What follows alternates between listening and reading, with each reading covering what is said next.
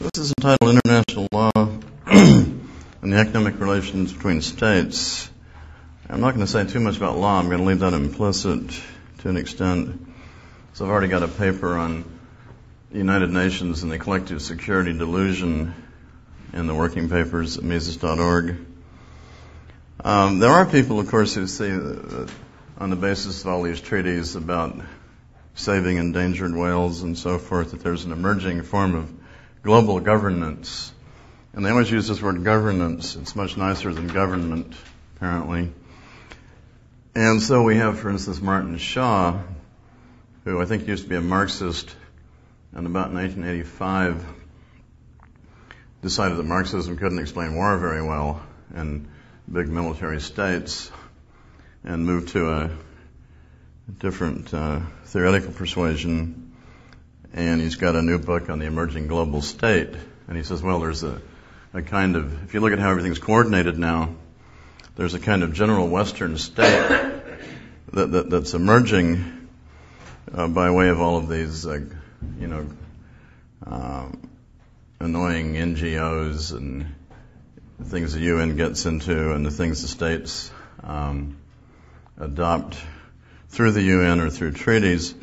So it's an emerging sort of loosely coordinated, but still you could think of it as a singular Western state. And he seems to be for this for some reason. And he doesn't make it clear whether he thinks exactly that this is the sort of form or the shell of the American empire, and the American empire works through this.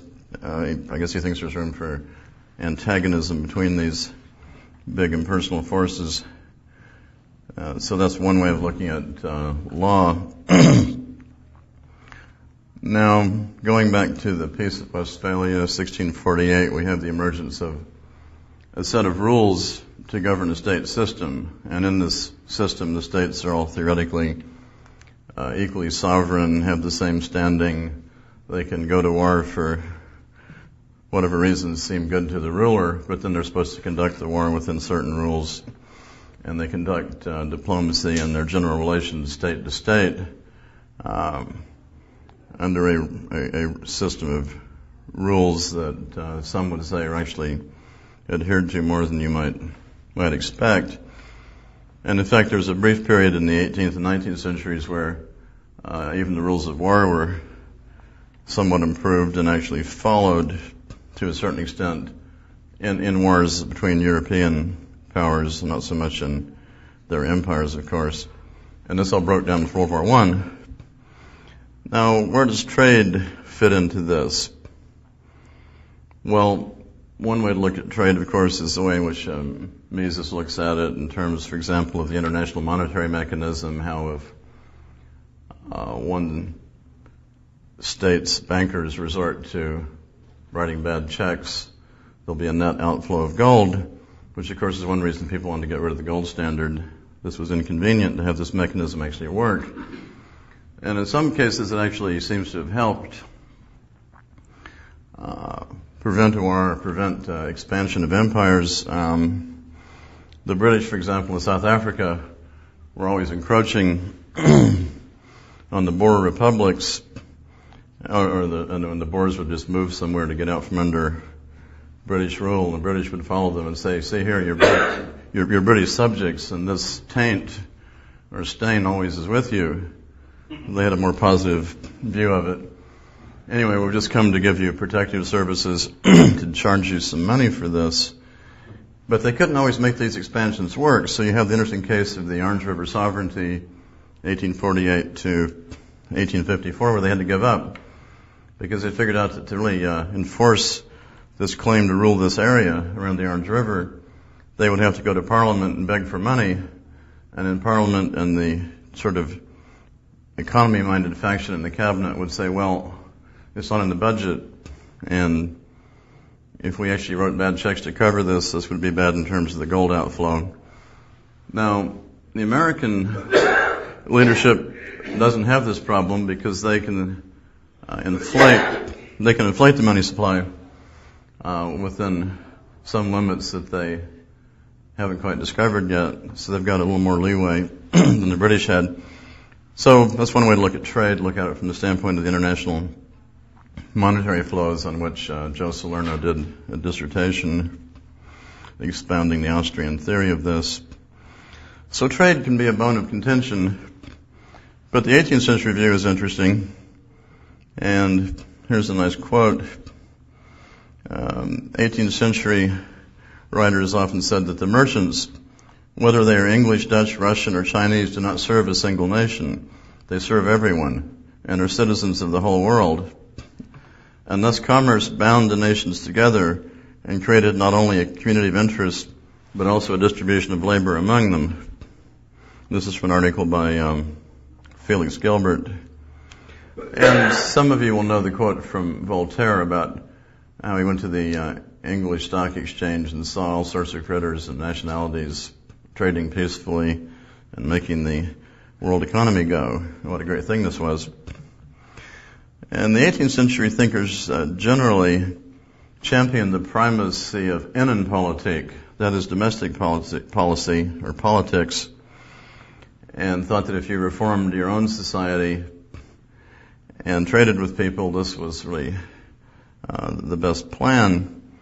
And I think we can situate Rothbard in this 18th century tradition. This is by Rothbard. Rothbard never had much interest in big international theories of the sort that political scientists developed. And this is one reason he tended to reject even the traditional form of realism. And this is, some of you will know, a particular way of looking at international relations. Well, he tended not even share their assumptions that just because there's other states, the system dictates the features of the members of the system. He didn't find this, he didn't see the necessity. Now, another point I'll mention just in passing is that there's the relationship between the world market economy and states, that in the long run there's a decline in the relative value of land as against capital goods and labor. You have more capital goods invested, labor is more valuable. Land as such is relatively less valuable, and this ought to reduce the incentive to go conquering other places next door or wherever just to get land. And Mises discusses in 1919 some of the people who are saying that as soon as it's possible, the Germans should organize themselves and start the war over again. And he says, well, the best thing would be for the Germans to organize themselves to compete in the market economy, and even though the Treaty of Versailles is unjust and all of this, the best plan nonetheless is to free the markets and compete effectively and forget about all this sort of conquest and so forth. Now, of course, you can't treat states as rational actors in the way that a lot of the political science literature likes to, and say that the state will have the same motivations as the imaginary laboratory rats that run around in these various rational actor models that have now infected political science and international relations theory. It's an importation of certain brands of neoclassical economics. We can't even, or they can try to fit states into this model and then treat the state as the acting individual colliding with the other ones in this fashion that you have to view from the outside as if you were doing physics. I don't think it works very well. Now, nonetheless, in a purely pragmatic sort of way, kings and rulers could deduce that if there was more trade, there was more stuff to tax. And they would try to interfere with trade and channel trade in a way to enhance their revenue, and hence the whole tradition of and debate over various kinds of tariffs or chartered companies and the whole phenomenon of mercantilism.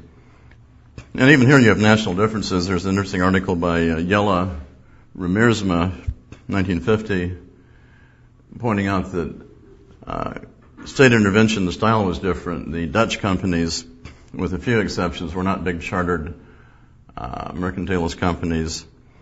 They were just private joint stock companies. It was fairly easy to get into and then get in the market. And in the same period, 17th century and so on, the English companies tended to be chartered monopolies specifically authorized by Parliament, and the king would try to be a stockholder sometimes. But on the other hand, once these companies were chartered, the English companies, they were kind of democratic internally, and there was room for debate, and they could even exclude the king as a stockholder sometimes. So unlike the Dutch companies, they had a kind of internal democracy, but for all practical purposes, they were chartered state monopolies. So there's still plenty of rulers who think that wars to engross trade are profitable, and perhaps they are to the king and his associates and allied interests and so on. So you have the various East India companies, the Royal Africa Company in charge of the slave trade, a company in which John Locke was a stockholder, an interesting, odd thing, and so on. So as mercantilism becomes somewhat discredited intellectually, we come into the late 18th century, there's still people who make the argument, well, that may be true in general, you should just have trade and not go to war over the details, maybe not have tariffs quite so much. But there's still, once in a while, there's a resource. There's some important resource that you can't do without, and you have to control that. And we see this with oil. The British policymakers become obsessed with oil during World War I because they don't want to be dependent on one supplier of oil. Well, guess who their one supplier, one main supplier of oil was during World War I? It was the United States. But they already know, they've been messing around. The ancestry of the Anglo-Persian oil company goes back to before World War I, and they know there's a ton of oil in the Middle East. And rather than be dependent on one friendly but perhaps unreliable power like the United States, they want to be able to physically engross and control some part of the world that's got lots of oil. And this brings them into Iraq and a number of other misadventures. So they get almost as obsessed with oil as they were with the route to India.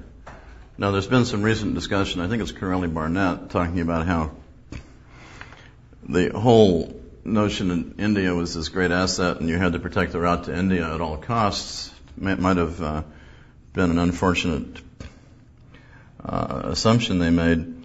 On the other hand, somebody is making some sort of profit on being in India, and whether it's the English people in general, which seems open to dispute.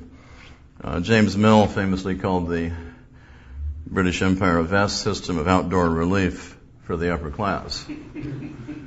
And outdoor relief as opposed to being put in the workhouse, so it's an English poor law metaphor.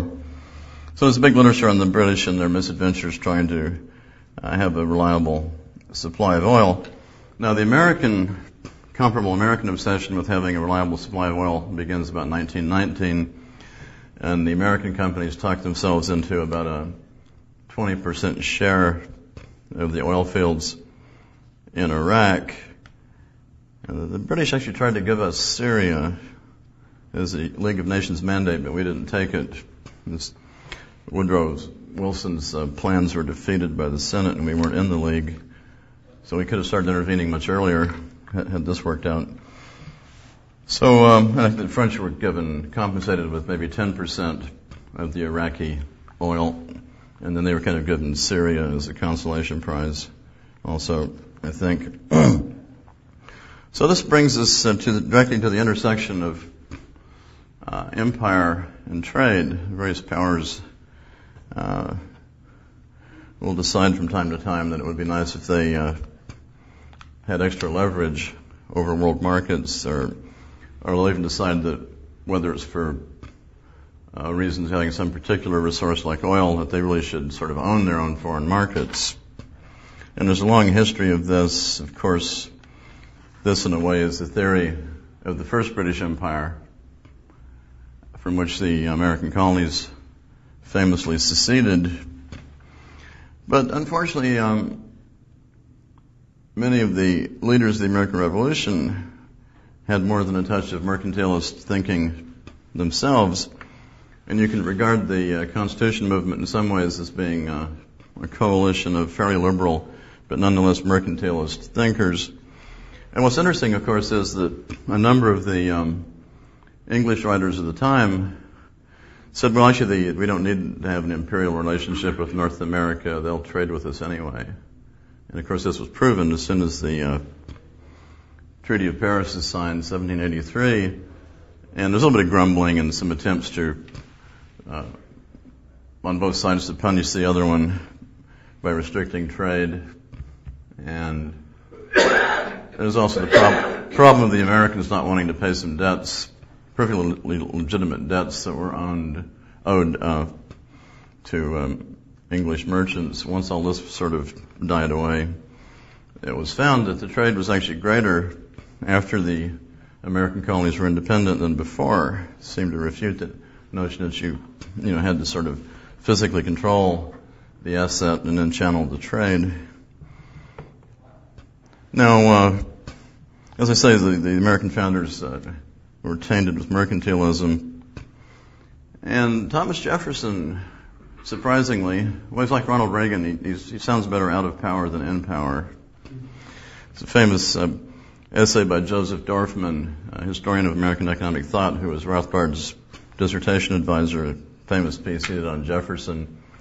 And if you read it closely, you realize that there's more than one time when Jefferson almost anticipates the whole open door theory that we see in the 1890s. It certainly has this notion that a certain amount of intervention to secure markets might be a good thing. Perhaps Louisiana Purchase could be fit in this framework, although that's a little bit different. Well, even worse is James Madison. He really thought that so-called economic warfare was a useful tool for the statesman. And so once he's in office, creates his own version of Jefferson's embargo. By the way, I happen to agree with Forrest McDonald on this, that the Jefferson's embargo involved the greatest amount of federal intervention before Lincoln. It's very unfortunate that it's Jefferson doing it. It almost drove New England into secession, a matter in which I have mixed feelings. I mean, if New England had seceded in 1814 or 15, it would have saved some trouble later. But still, it's a bad way to make them want to secede. But Madison, as president, is obsessed with the idea that we can force the British to the bargaining table by curtailing trade. And he's put more pressure on them, and at one point he estimates that he could throw 200,000 Englishmen out of work with his embargo. Now, he doesn't stop to consider that this might make them mad. And if they were mad, who would they blame? The theory is they're going to blame their own government, put pressure on their own government to go negotiate. Well, one, it doesn't really necessarily have the intended result with regard to the leaders, and it's even less predictable. The general public in the target country will respond. They might just decide they hate the United States if they make the connections and think this policy has harmed them, rather than think that they should pressure, their own government to go negotiate in good faith with the Americans. And admittedly, it's a tight situation because both the French and British are stopping American neutral commerce and confiscating things, and the British are grabbing sailors, again under their theory that once you're tainted with British subjecthood, this goes on forever, and so on. But New England, the area most affected, had the carrying trade, did not want war over this. And I think that since they're the people most directly affected, perhaps their judgment ought to at least be looked into. So instead we get a war. We get Mr. Madison's war, either partly as a result of, or certainly in spite of this policy that was supposed to force negotiations without war, and so forth. And there's a series of interesting articles on this by J.G.A. Stagg. You can usually assume someone with three initials is British, or sometimes they're from New Zealand, where all the eccentric historians come from. And again, in terms of sort of big mercantilist notions, we already see in the 1830s, for instance, Hugh Legree, which is spelled this way, famous Charleston jurist and literary figure, already wants Hawaii. He says we have to have Hawaii because that'll be a great jumping off point for all these markets of Asia. And even from the 1790s, the New England traders are already obsessed with the China market. And the reasoning is something like this. Well, there's a lot of people in China. Nobody knows how many. No one has ever counted them. Huge number of people in China. And if every one of them bought a pair of shoes, this would be a lot of shoes. We'll all get rich. And so there already was carrying trade without government intervention to promote it. There were people with clipper ships going off to China and getting things and bringing them back. So there's obviously some reason to think about the China trade, whether you actually need the government to build you a road to China in the name of promoting trade is another matter, or build you some intermediate steps and so on. I mean, Stephen Douglas, again, is another one. You go back and look at Stephen Douglas carefully. One of the reasons for the railroad projects that he and Lincoln debate, and in a way you can interpret Lincoln and Douglas as representing two different railroad factions in Illinois, and that's as important as anything else they disagree on.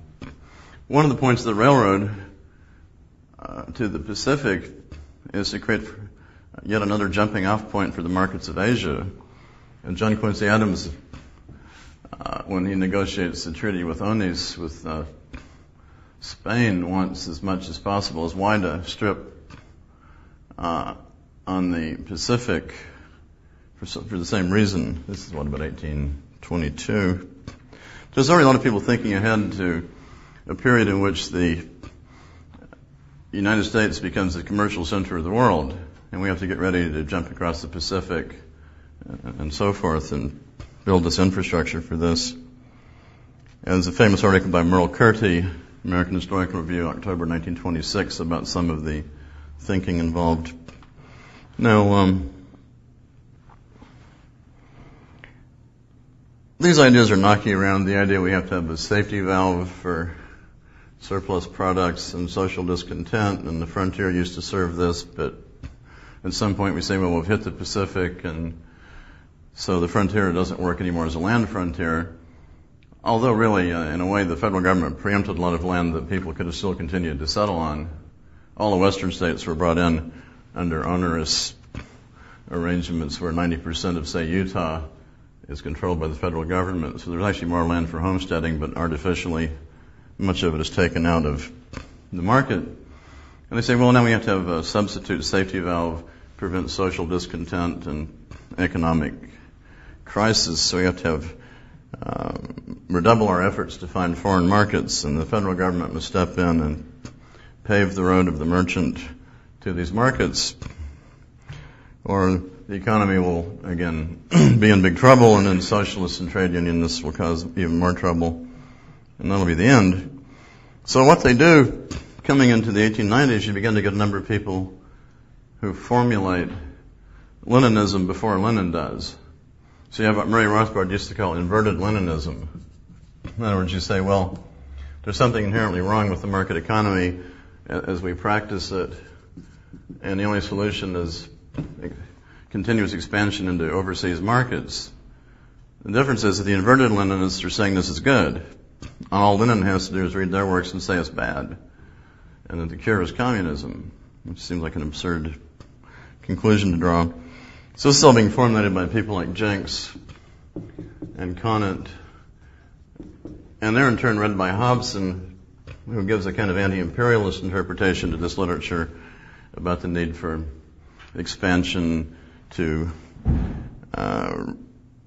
get around this problem of overproduction and underconsumption. In some ways, Hobson is a kind of proto-Keynesian. Okay.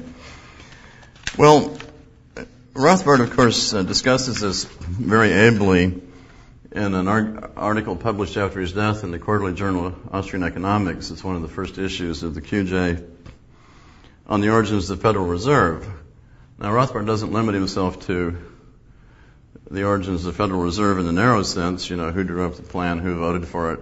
He goes through an entire sociology and genealogy of who the promoters were, what their connections were, who was whose son-in-law, what they had in mind, whether their goals were clearly formulated, and so on. And he sort of thinks that something's up. But he can relate the whole thing to the foreign policy dimension, in which these same people wish to substitute the sort of paper gold standard, it's not quite a real gold standard, for the perfectly functioning silver standards in Asia. And, of course, in the Philippines, which we have conquered in 1898 as part of the Spanish-American War, although it took about 7 more years to actually control the place because the Filipinos got restless. Well, there we control that, so we can sort of put them on the paper gold standard, and there's a certain seigniorage profit for the bankers and so on. And then we sort of go around and tell the Chinese that they should adopt this new monetary system. And wherever they can, they pressure South American states to adopt it and get off a silver standard. Very ancient silver standard going back to the Spanish Empire and so on. So Rothbard pulls this all together into this article that really more historians should know about because it helps explain a lot of interesting connections between all sorts of phenomenon in the Far East and at home and so forth. But later Rothbard, in his history of economic thought, traces the basic fallacies back further, back towards Wakefield and Joan Stuart Mill, the notion that capitalism, and here I'm quoting, economically requires empire in order to invest or get rid of allegedly surplus savings or capital. And then Rothbard says, so Mill was one of the ultimate founders of the Leninist theory of imperialism. Okay. Now, the obvious rejoinder is, of course, the theory isn't right. But then people believe in this theory or deploy it, and it has certain consequences for policy making and what they decide they have to undertake. The references, let's see, it's fall 1999, Quarterly Journal of Austrian Economics, where Rothbard's paper on the Federal Reserve appears. Well, this becomes a kind of dogma, and we can summarize this by saying open door, which is a notion the British had deployed to an extent, and the Americans pick it up under Secretary of State John Hay under McKinley, and announced to all the powers that everyone should really be in favor of equal trading rights for foreign investors in China and not divide the place up into spheres of interest and so on. Generally explained by the fact that the Americans assumed that under these conditions they would soon prevail in all the markets. Well, fine, I have no problem with that, provided the state isn't conquering the Philippine Islands and annexing Hawaii and taking a lot of intermediate steps to, in effect, build the Merchants Road for them through these markets. And very often, as Charles Baird noted, and Baird is often written off as an economic determinist, Baird says in, I think, The Devil Theory of War, 1920-something, that really, if you look at the evidence, it's very often the policymakers and the thinkers and the statesmen and the admirals and so on who are making the argument that business needs to expand into these places. They sometimes make the argument much more than any of the businessmen do. So it's an interesting set of actors in these situations. But once they've decided that we must have the open door, we must have the China market, and once Teddy Roosevelt decides that he will have to lean in any disputes that arise in East Asia, lean towards the rising power of Japan to offset the dreadful Tsarist Russians, which might, in a way, just be a kind of Anglophile notion that the British have been regarding Russia as a great menace for a long time because of India. Maybe it just translates over into the thinking of some of the American Anglophiles, and there may be broader considerations. Decides that he has to intervene and negotiate the Russo-Japanese War in a way that's favorable to Japan. So in effect, Teddy Roosevelt helps create the problem that his cousin Franklin Roosevelt inherits, which is that if you proclaim on the one hand that everybody has a right to trade in China, and the Japanese decide that they just want to annex part of China as their own market, you've got a conflict that, if you really insist on these positions, probably won't be negotiable. This is the background of the Pacific War. Now, once again, Rothbard has an interesting essay that brings us into some of the details as we talk about the economic relations of states. And this appeared in a collection edited by Leonard Liggio and James J. Martin in 1976, A Watershed of Empire, as New Deal Foreign Policy. And Rothbard's paper is on New Deal Foreign Monetary Policy. What kind of monetary system are the Americans advocating for the world? Now, of course, the more or less real gold standard had broken down. During World War I, all the powers resorted to various degrees of inflation. And then they sort of start going back on the sort of quasi-gold standard, and the British, some would argue, having inflated the money supply, then redefined the pound at a weight of precious metal that was unrealistic, that kind of thing, these various technical arguments. And I won't try to summarize Rothbard's paper, but it's an excellent integration of all the issues, the theoretical policy issues, and who stood to gain what, and who's related to whom. Rothbard's historical method at work, this is a good example. One of the key points, though, is that once certain revisionist powers, mainly Germany, decided that the Anglo-Americans had stacked the world monetary system against them, they decided to bypass it. And now you have the famous barter agreements. So the German state will go to the Romanian state and say, hey, would you like some tractors? We'll give you 10,000 tractors for 9 million tons of wheat or something. Directly bypass the monetary system altogether through state trading, which, by the way, suggests, among other things, that the National Socialist regime in Germany does deserve the adjective socialist, despite the efforts of certain sentimentalists who always call these regimes fascist, which is, well, a terminological problem. So this provokes a reaction in the United States as they see certain powers are trying to, in effect, do a mercantilist withdrawal from the prevailing system, is what Emanuel Wallerstein would call it, a mercantilist withdrawal to some extent.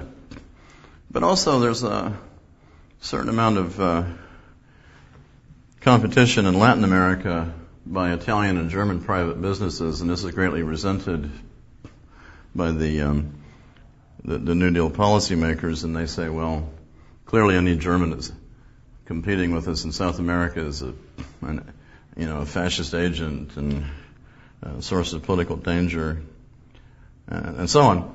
So that Cordell Hull could later write that once the war formed, the economic coalition and the war-fighting coalition were virtually the same powers as they lined up on either side of the open door project, so to speak. Now, there's an interesting piece by, I guess it's Joseph Frieden, I may have the first name wrong, but again, one of the political scientists who writes about this. And it's interesting that political scientists have more interest, or a few of them do, more interest in this topic than I'm coming to than historians seem to. And it has to do with, well, what are the political coalitions, the economic interest groups as we come out of World War II? What are the economic coalitions that are advocating different foreign policies? And he says essentially there's a block of northeastern internationally oriented companies, including banks, that believe the United States has to take a bigger role in the world to make orderly trade possible and stability possible. So we have to have a major world role just so the economy will function, our domestic economy, but also the world economy, and based in the Northeast, surprisingly enough, and having a lot of bankers involved. And the people that oppose this tend to be based around Chicago. It's basically a definition of the old right on the one hand and their enemies on the other. So it holds up pretty well.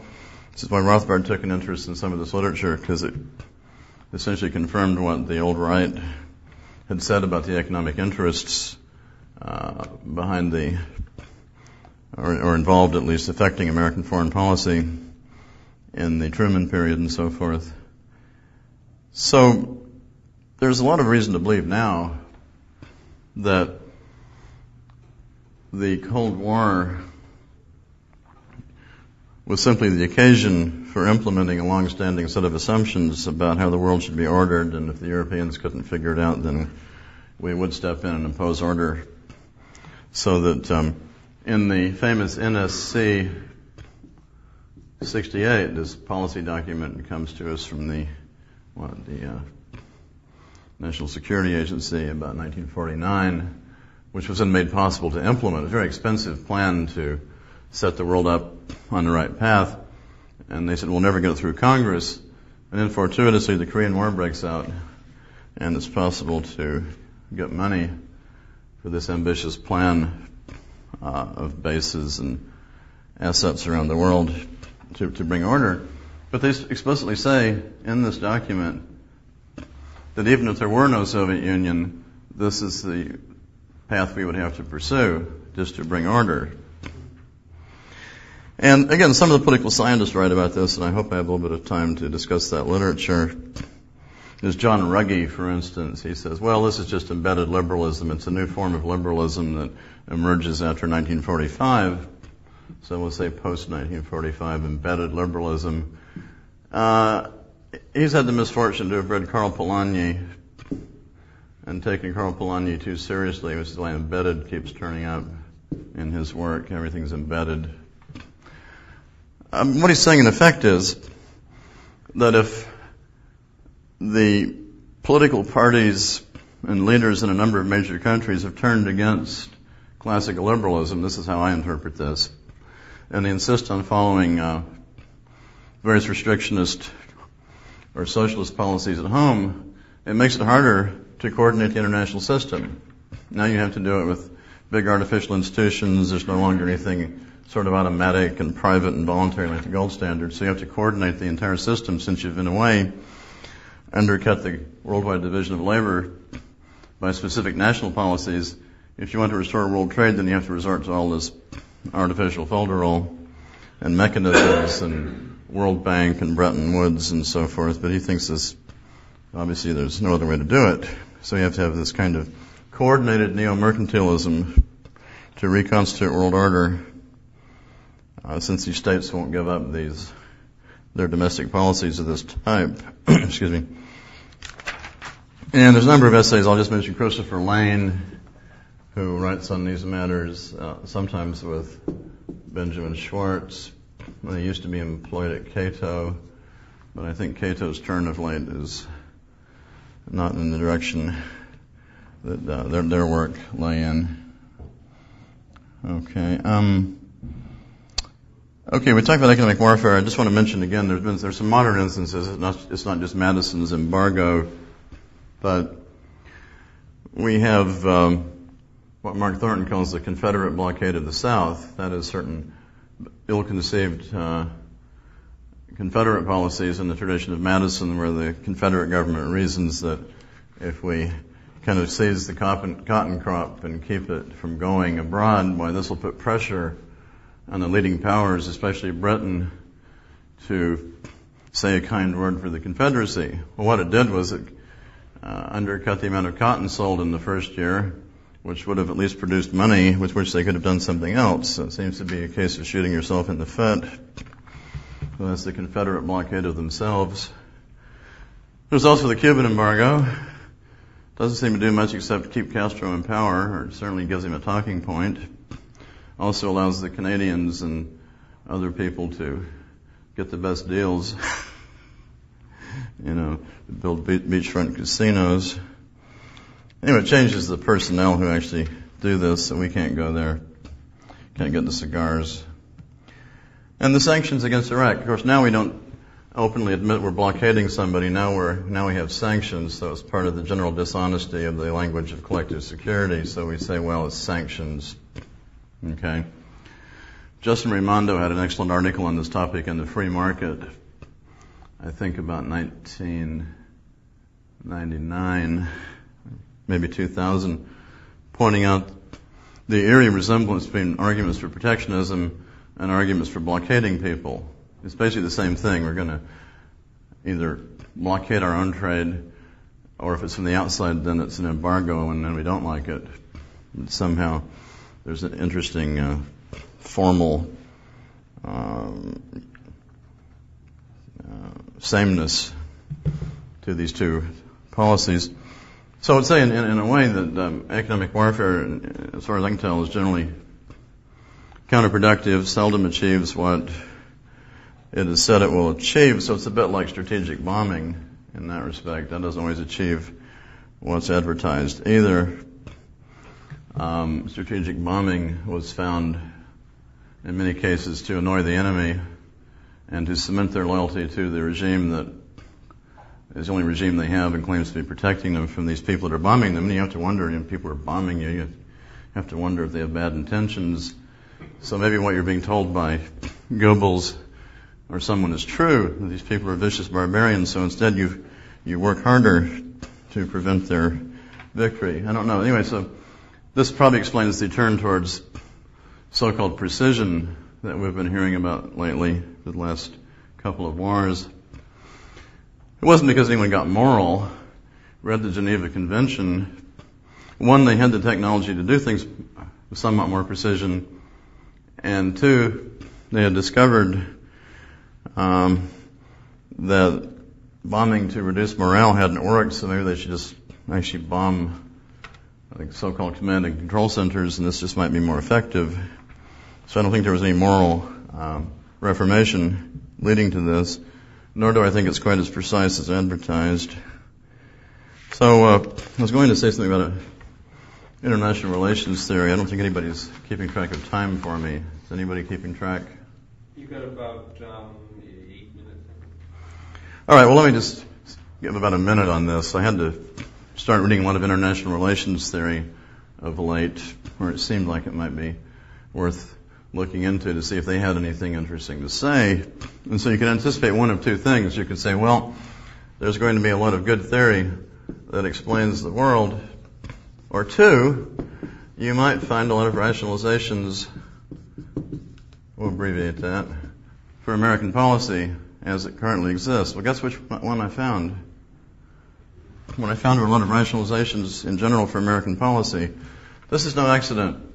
The whole international relations field is a kind of separate discipline or sub-discipline of political science. It's basically a product of the post-1945 world.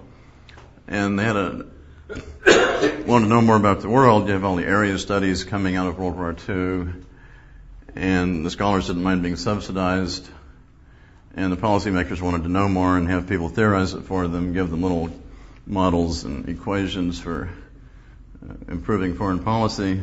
So the whole field is an artifact of this imperial leap forward under the Cold War.